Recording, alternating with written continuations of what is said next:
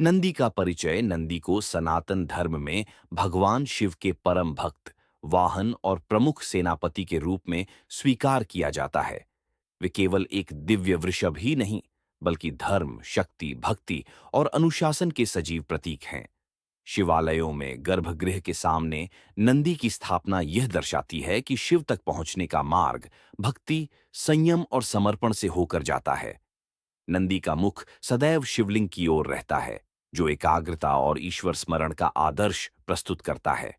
नंदी का स्वरूप और प्रतीकात्मकता। नंदी का स्वरूप श्वेत वृषभ के रूप में वर्णित है, जिनकी देह दृढ़, नेत्र तेजस्वी और मुख शांत होता है। श्वेत रंग पवित्रता, सत्य और सात्विकता का प्रतीक है। उनके गले में घंटा और अलंकार अनुशासन तथा सजगता को दर्शाते हैं। वृषभ का चयन शक्ति, धैर्य और परिश्रम का संकेत देता है। यह बताता है कि आध्यात्मिक उन्नति के लिए स्थिरता और श्रम आवश्यक है। नंदी का जन्म और दैवी उत्पत्ति पुराणों में नंदी के जन्म की विविध कथाएं मिलती हैं। एक मान्यता के अनुसार वे आर्षशिलाद के पुत्र हैं, जिन्हें शिव की तपस्या से नंदी रूप में वरदान प्राप्त हुआ। दूसरी परंपरा में नंदी को शिव के अंश से उत्पन्न माना गया है। इन कथाओं का सार यह है कि नंदी जन्म से ही शिव भक्ति में रमे हुए थे और उनकी चेतना शिव तत्व से अभिन्न थी।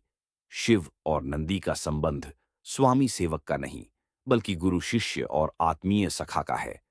नंदी शिव के प्रत्येक निर्णय में सहभागी हैं और उनके आदेश का पालन नहीं, बल्कि उसका विस्तार करते हैं। शिव की करुणा, संहार और संरक्षण, तीनों शक्तियों का संतुलन नंदी में झलकता है। नंदी शिवगणों के सेनापति। नंदी को शिवगणों का प्रमुख सेनापति माना जाता है। युद्ध हो या धर्म स्थापना का कार्य, नंदी अग्रिम पंक्ति में रहते हैं। उनकी रणनीति में शक्ति के साथ विवेक और करुणा का समन्वय दिखता है। वे केवल बाहुबल से नहीं, बल्कि धर्म बोध से विजय दिलाते हैं।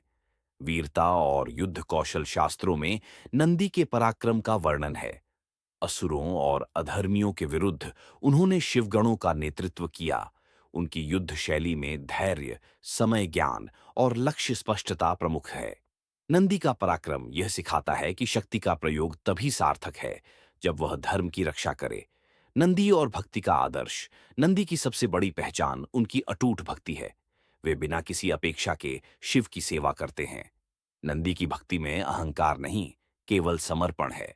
यही कारण है कि भक्तजन शिव से पहले नंदी को प्रणाम करते हैं, क्योंकि नंदी के माध्यम से ही शिव तक पहुंच सहज होती है।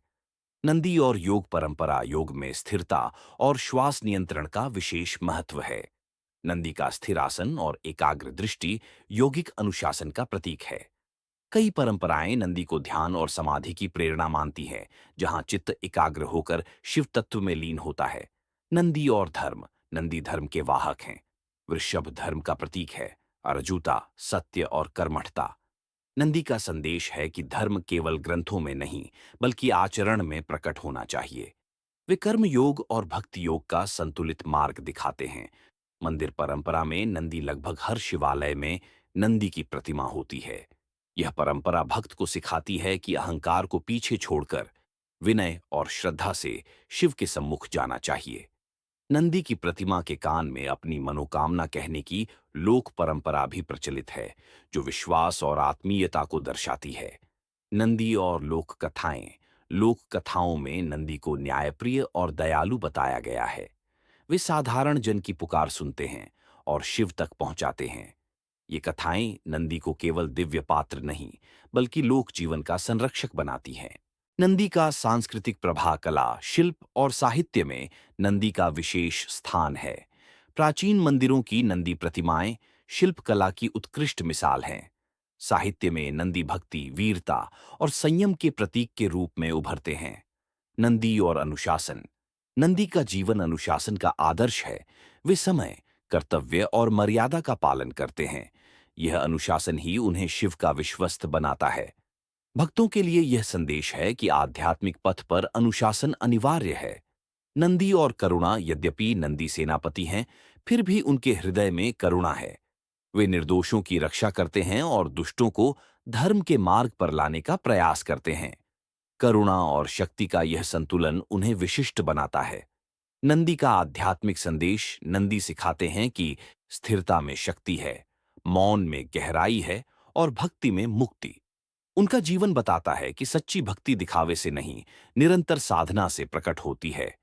नंदी और शिव तत्व। नंदी शिव तत्व के प्रतिरूप हैं, अचल, निर्विकार और सजग। वे शिव के निकट रहकर भी अहंकार से दूर रहते हैं। यही निकटता और विनय का संतुलन साधक को चाहिए।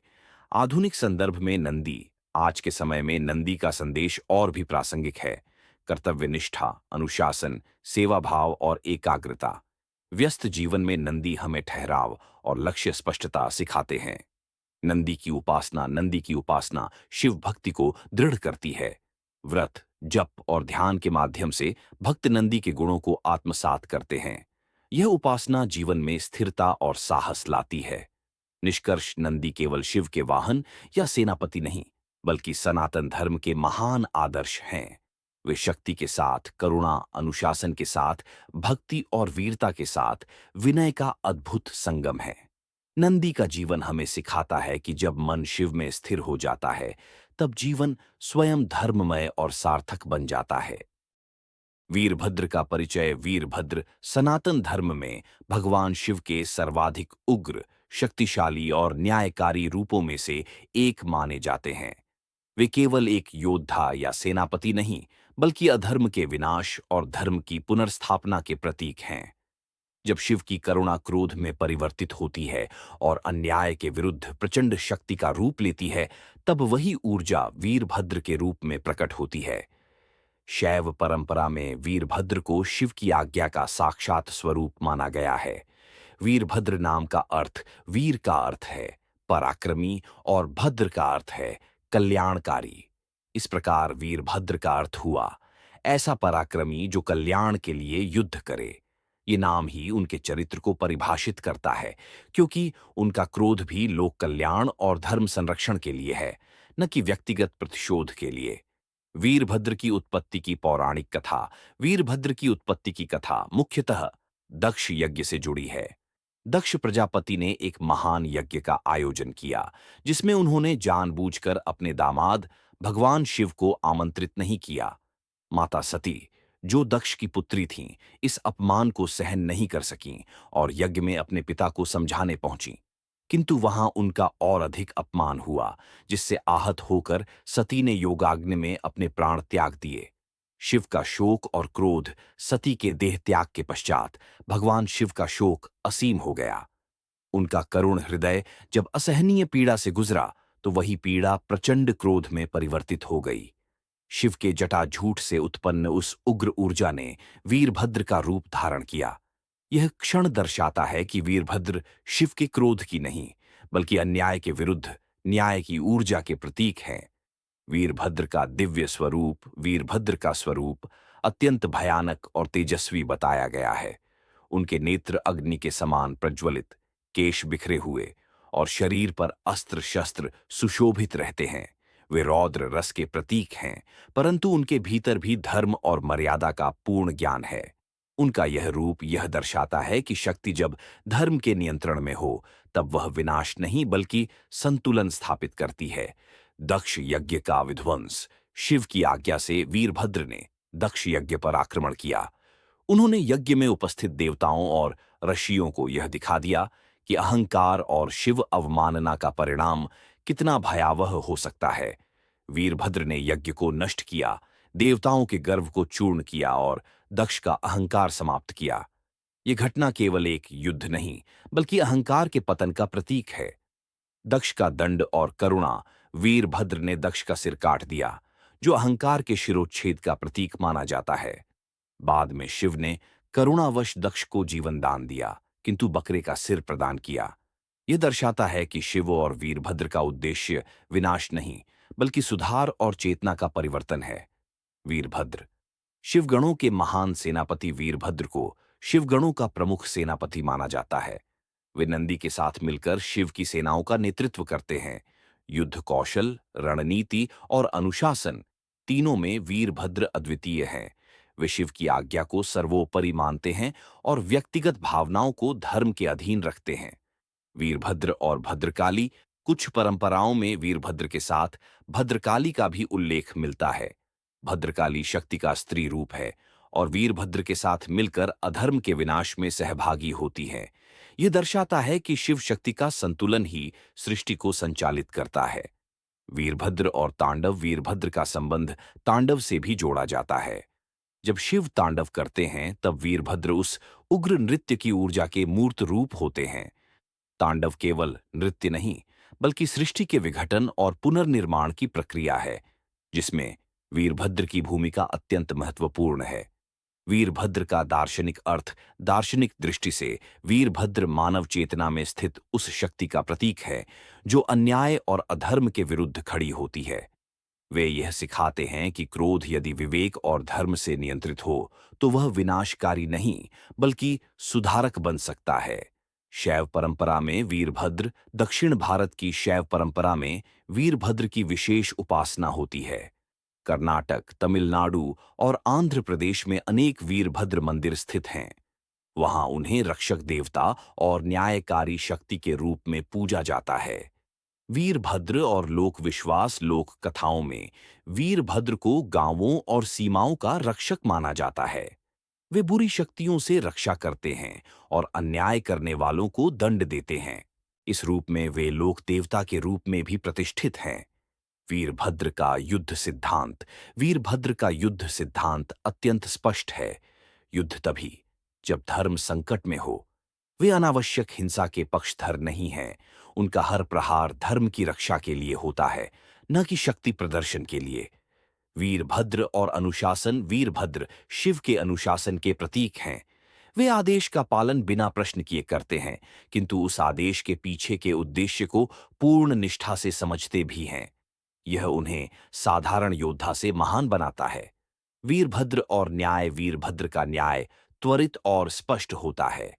वे पक्षपात नहीं करते और न ही दया के नाम पर अधर्म को छोड़ते हैं।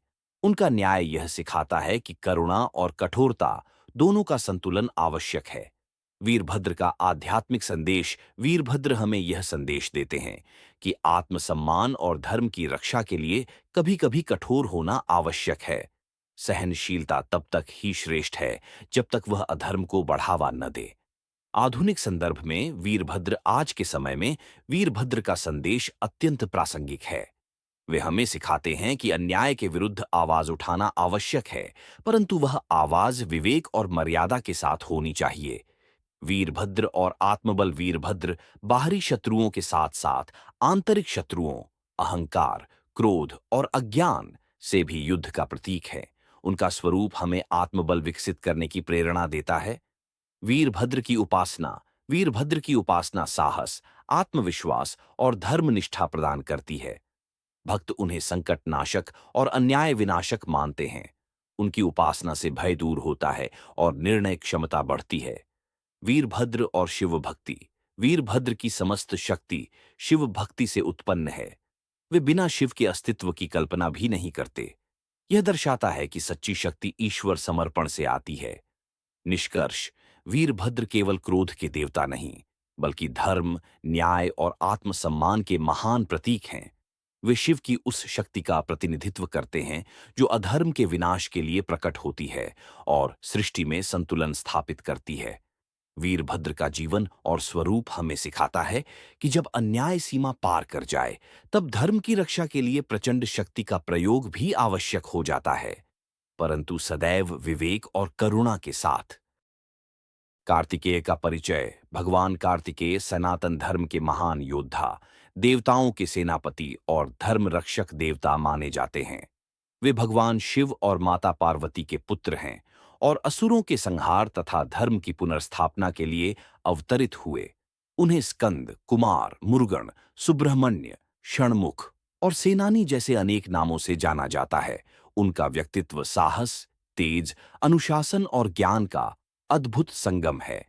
कार्तिकेय नामों का अर्थ कार्तिकेय नाम का संबंध कृत्तिका नक्षत्र से जोड़ा जाता है, क्योंकि उनका पालन पोषण कृत्तिका माताओं द्वारा हुआ। स्कंद का अर्थ है जो तीव्र गति से प्रकट हो। कुमार बालक रूप की शुद्धता का संकेत देता है, जबकि मुरुगन तमिल परंपरा में सौंदर्य, वीरता और करुणा का प्रतीक है। षणमुख उनके छह मुखों की ओर संकेत करता है, जो सर्व दिशाओं में सजगता का प्रतीक है। कार्तिकेय की उत्पत्ति की पौराणिक कथा। पुराणों के अनुसार तारकासुर नामक असुर ने कठोर तपस्या से वरदान प्राप्त किया कि उसका वध केवल शिवपुत्र ही कर सकता है। उस समय शिव योगस्थ थे। देवताओं की प्रार्थना पर शिव और पार्वती के योग से दिव्य तेज उत्पन्न हुआ, जिसे अग्निदेव ने धारण किया और गंगा में प्रवाहित किया। वहीं से कार्तिकेय का जन्म हुआ। यह कथा बताती है कि कार्तिकेय दिव्य ऊर्जा और तपस्या का साक्षात फल हैं। षडानंद स्वरूप का रहस्य कार्तिकेय के छह मुख ज्ञान, शक्ति और चेतना के छह आयामों के प्रतीक हैं। ये छह मुख छह दिशाओं में रक्षा, छह इंद्रियों पर नियंत्रण और छह प्रकार की चेतना को दर्शाते हैं। ये स्वरूप बताता है कि सच्चा सेनापति वह है जो बाहरी युद्ध के साथ साथ आंतरिक अनुशासन में भी सिद्ध हो। कृत्तिकाओं द्वारा पालन। कार्तिकेय का पालन छह कृत्तिकाओं द्वारा किया गया, इसलिए उन्हें कार्तिकेय कहा गया। ये घटना मातृत्व की सामूहिक शक्ति को दर्शाती है और यह संदेश देती है कि दिव्य उद्देश्य की पूर्ति में अनेक शक्तियां एक साथ कार्य करती हैं। माता पार्वती और कार्तिकेय। माता पार्वती के लिए कार्तिकेय केवल पुत्र नहीं, बल्कि शक्ति का मूर्त रूप है। पार्वती ने उन्हें वात्सल्य के साथ अनुशासन भी दिया। यही संतुलन कार्तिकेय के चरित्र में झलकता है, जहां करुणा के साथ कठोर निर्णय की क्षमता है। कार्तिकेय और गणेश के संबंध भाईचारे और संतुलन का प्रतीक हैं।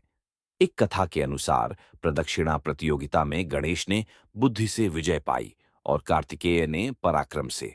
यह कथा सिखाती है कि जीवन में बुद्धि और शक्ति दोनों का महत्व है। देवसेना और वल्ली से विवाह। देवसेना देवताओं की शक्ति का प्रतीक है, जबकि वल्ली लोक भक्ति और प्रेम का।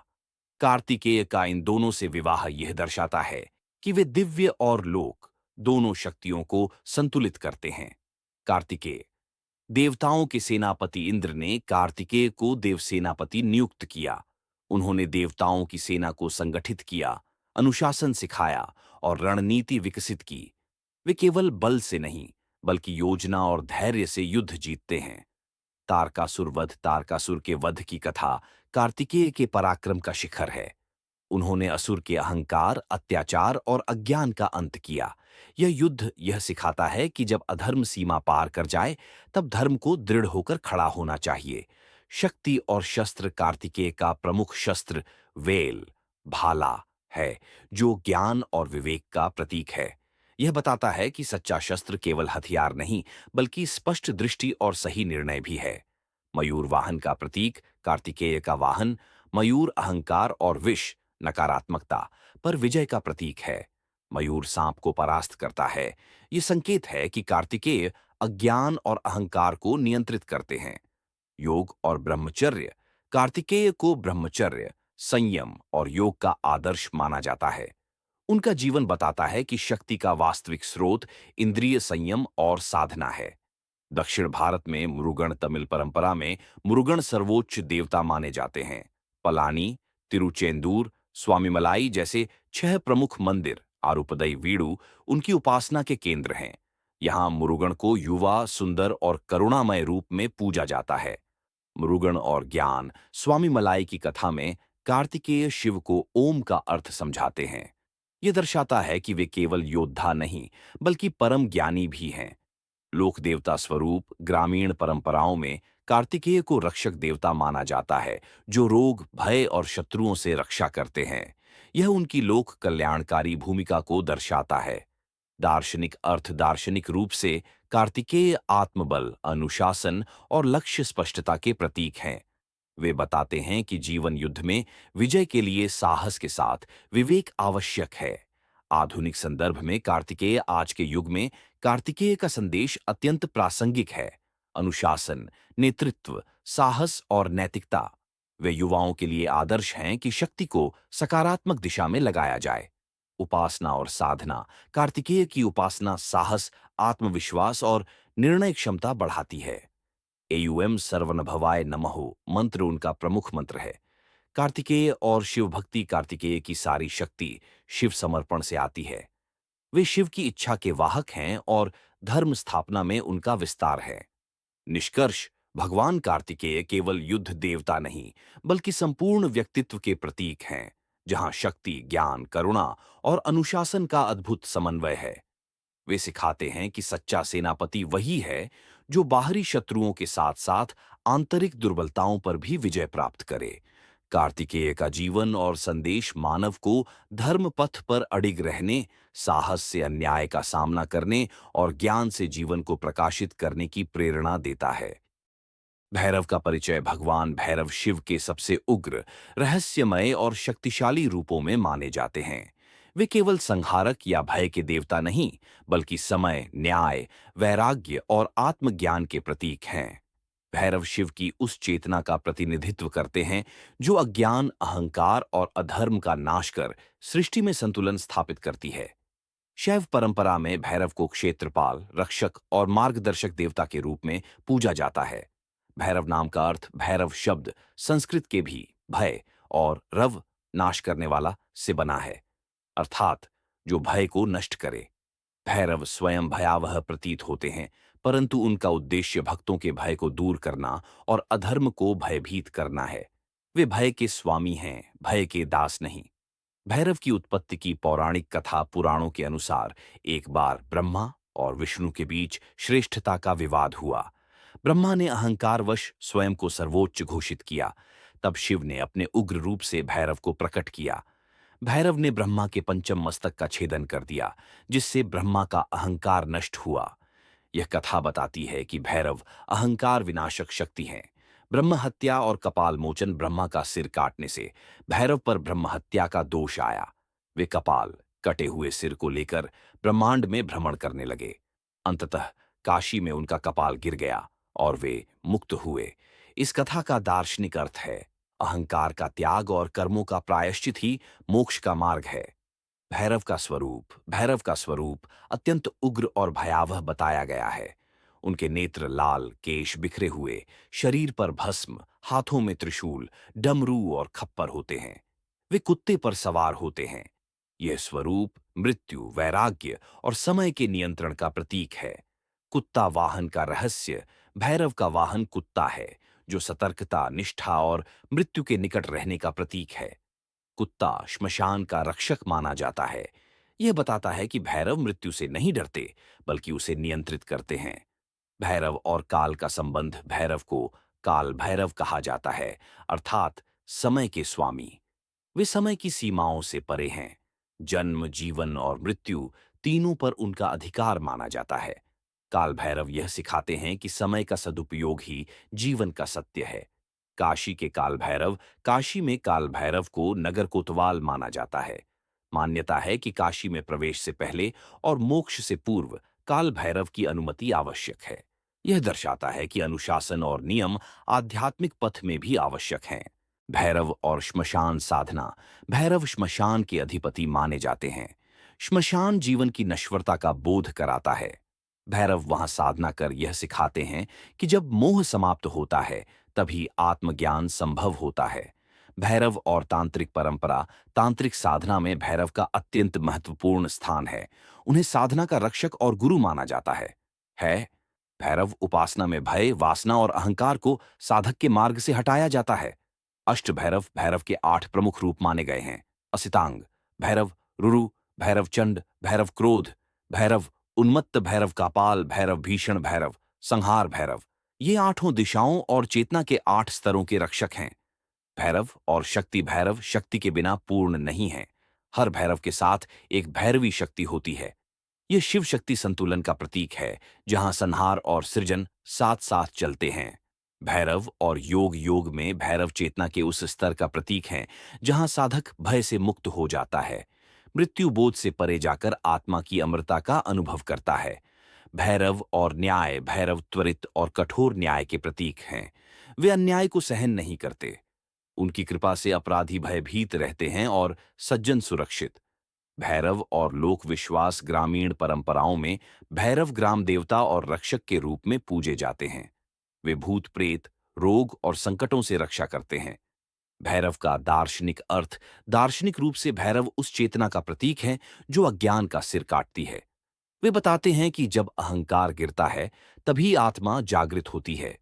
भैरव वैराग्य के प्रतीक हैं।